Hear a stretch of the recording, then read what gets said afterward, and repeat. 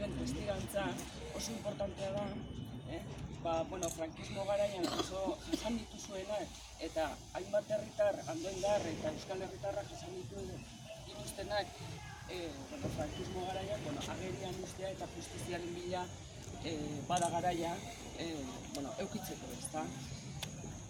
Orduan, lehenik eta behin eskerrak, zuei denoi, 2017an, bai talde memorialistak tartean Andoaingo oroituz elkarteak eskatu ziguten Andoaingo udalari, nolabait ere,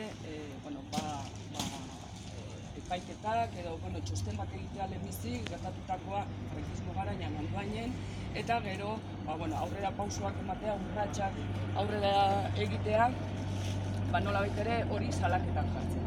Eta ezinbestekoa zen batetik, zer gertatu zen jakitea, eta bestetik oso importantea jasan zutenen testigantzak eta hitzak jasotzea.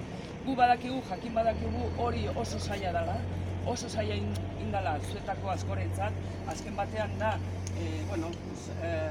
hori gogora ekartzera, mina sortzen du, eta agian askok eukide zuten barruan hori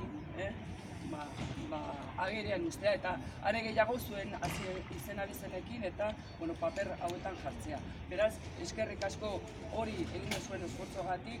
Baita ere, nik uste dut eskertzekoa da talde memorialistak Euskal Herri mailan aritzen direnak eta Andoainen aritzen direnak, eta baita ere jakin dezazuen Andoaingo udalaren alderdi politiko guztien adostasunarekin eraman dela hau aurrera eta eramaten ari garela hau aurrera.